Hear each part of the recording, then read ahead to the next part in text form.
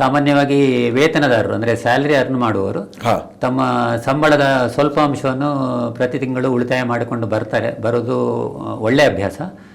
ಈ ರಿಕರಿಂಗ್ ಡಿಪಾಸಿಟಲ್ಲಿ ಬರುವಂಥ ಬಡ್ಡಿ ದರ ಫಿಕ್ಸ್ ಡೆಪಾಸಿಟಲ್ಲಿ ಏನು ಬಡ್ಡಿ ದರ ಬರುತ್ತೆ ಅದೇ ಬಡ್ಡಿ ದರಲ್ಲೇ ಸಿಗ್ತದೆ.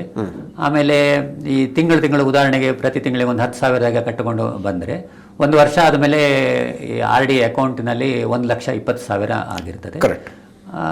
ಯಾವುದೋ ಕಾರಣಕ್ಕೆ ನಿಮಗೆ ಅವಸರದಲ್ಲಿ ಯಾವುದೋ ಉದ್ದೇಶಕ್ಕಾಗಿ 1 ಲಕ್ಷ ಬೇಕಾಗುತ್ತೆ, ಅದರ ಮೇಲೆ ನೀವು ಸಾಲ ತಗೊಳ್ಬೋದಾ ಅಂತೇಳಿ ಹೌದು ತಗೊಳ್ಬೋದು. ಇದು ಕೂಡ ನೀವು ಫಿಕ್ಸ್ ಡೆಪಾಸಿಟಲ್ಲಿ ಯಾವ ರೀತಿಯಲ್ಲಿ ಸಾಲ ತಗೊಳ್ತೀರಾ ಅದೇ ಥರನೇ ಆರ್ ಡಿ ನೀವು ಕಟ್ಟಿದಂಥ ಕಂತುಗಳು ಮತ್ತು ಅದಕ್ಕೆ ಬಂದಂಥ ಬಡ್ಡಿ ಅದರ ಮೇಲೆ 90% ನೀವು ಸಾಲ ಪಡ್ಕೊಳ್ಬೋದು. ಇಲ್ಲೂ ಹಾಗೆ ನಿಮಗೆ ಬೇರೆ ಮೂಲದಿಂದ ಯಾವುದಾದ್ರೂ ಹಣ ಬಂದರೆ ನೀವು ಆ ಸಾಲವನ್ನು ಮುಚ್ಚಬಹುದು. ಇಲ್ಲ ಅಂದರೆ ಈ RD ಯಾವಾಗ ಮೆಚ್ಯೂರ್ ಆಗುತ್ತೆ ಆ ಟೈಮಲ್ಲಿ ಇದನ್ನು ಆಟೋಮೆಟಿಕ್ಕಾಗಿ ನೀವು ಕ್ಲೋಸ್ ಮಾಡ್ಬೋದು. ಹಾಗಾಗಿ RDಯನ್ನು ಮುಂಚೆ ದುಡ್ಡಿನ ಅವಶ್ಯಕತೆ ಇದೆ ಅಂತ ಹೇಳಿ ಕ್ಲೋಸ್ ಮಾಡುವ ಬದಲು ಅದರ ಮೇಲೆ ಸಾಲ ಪಡ್ಕೊಳ್ಳೋದು ಒಳ್ಳೆಯದು.